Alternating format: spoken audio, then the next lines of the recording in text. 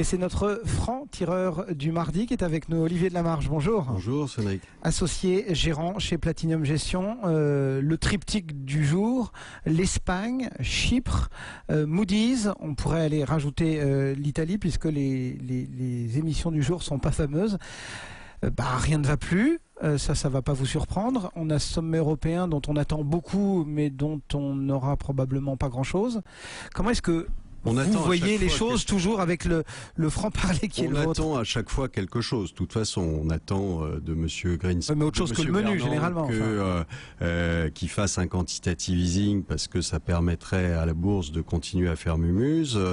On attend que à chaque fois qu'il y ait une réunion, qui est 20 personnes à la maison, ou 8, ou 4 en petit comité, on attend qu'il en sorte quelque chose. Il en sort jamais rien, évidemment, pour la bonne et simple raison qu'il ne peut rien en sortir, que vous avez aujourd'hui des pays qui sont tous exsangues.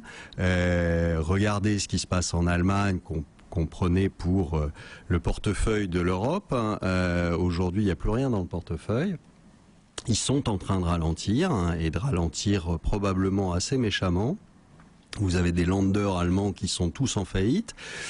Tout va bien en Allemagne, et donc voilà. Et à ce donc ça accrédite la thèse, nous, au début. Des pays qui sont déjà exsangues de payer pour essayer de sortir d'autres pays qui sont encore plus exsangues que les autres pour essayer de maintenir la tête hors de l'eau. C'est pas quelque chose qui fonctionne, donc arrêtons de réfléchir en permanence sur des bases qui sont fausses, qui sont mauvaises, et acceptons les choses. On entend dire aujourd'hui de la part des Européens que la Grèce aurait jamais dû rentrer dans l'euro. Il y en a beaucoup qui le disent. Et à ce moment-là, pourquoi la maintenir ? Pourquoi la maintenir? C'est envers et contre tout. On balaye tous les autres arguments en disant de toute façon ça serait une catastrophe épouvantable, etc. Non, ça serait pas une catastrophe épouvantable. On a eu des exemples dans le passé de gens qui sortaient justement pas de la zone euro, mais par exemple l'Argentine.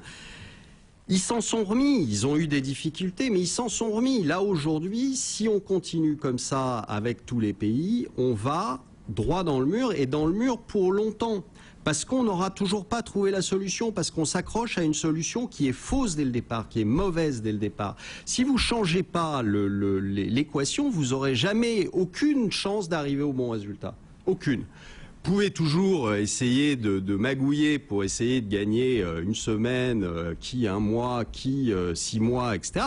Peu importe. Tout ça en espérant que la croissance va débouler comme ça d'un coup sur nous, non. Aujourd'hui, je vous avais dit il y a très longtemps, l'Europe est en récession. Bah oui, l'Europe est en récession et on y va tous. Et les pays émergents, c'est pas la peine de se raccrocher à eux puisque la Chine est en train de freiner, mais des 2 pieds sur le frein. On le voit tous les jours dans les chiffres qui sont publiés. On va se faire très mal.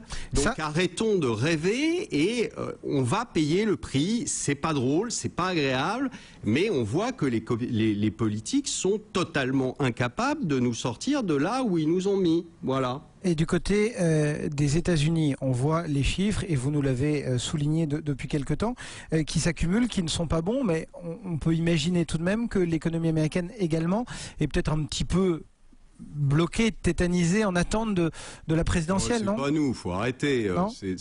Non, c'est ni les présidentielles ni nous. Le problème, c'est que ils ont bien camouflé les choses depuis un bon moment en inondant les États-Unis de dollars, mais qu'on arrive là aussi au bout de l'exercice. On a vu que ça ne marchait pas, que ça ne relançait pas l'économie américaine, que tout ça c'était une compresse sur une jambe de bois. Enfin, donc vous pouvez entretenir l'illusion. C'est ce qu'on a fait. Ça fait 3 ans que ça dure. On entretient les illusions en souhaitant que par miracle la croissance revienne et que finalement ça valide notre scénario. Pas du tout.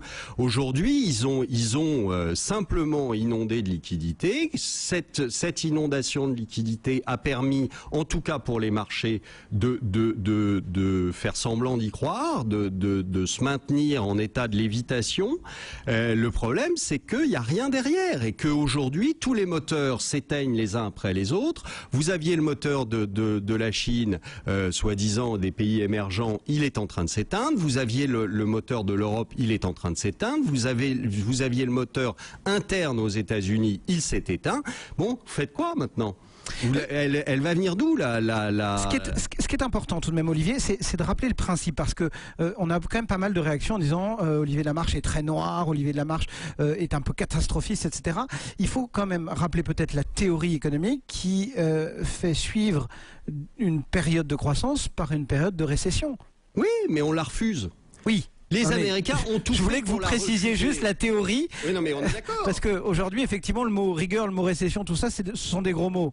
Oui, mais c'est des gros mots. C'est les Américains ont décidé qu'envers et contre tout, il n'y aurait pas de récession. Et ils ont cru qu'en inondant de dollars, ils éviteraient la récession. Ben non, ils ne l'évitent pas. Donc clairement, aujourd'hui... Plus on va s'enfoncer dedans, plus ils vont émettre de billets, etc. Et on court la catastrophe. Aujourd'hui, clairement, il faut que nos politiques acceptent juste de prendre un risque électoral et de laisser venir une récession. Oui, mais sachant que ça va être extrêmement dur et extrêmement violent. Pourquoi ? Parce qu'on a fait les cons avant, donc on va payer l'addition. C'est tout.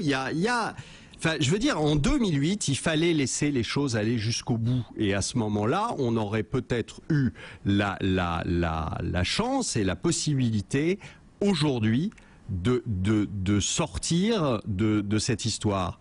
On a refusé à ce moment-là, on a tout fait pour éviter ça, en créant une espèce de déséquilibre épouvantable. Bon, bah maintenant, on va payer le déséquilibre. Voilà, on n'aura pas évité la récession. Résultat des courses, on n'aura ni évité la récession, ni évité l'explosion. Donc, on va s'en prendre 2 pour le prix d'une. Voilà. Olivier Delamarche, il est avec nous chaque mardi dans Intégral Bourse sur BFM Business. Merci beaucoup.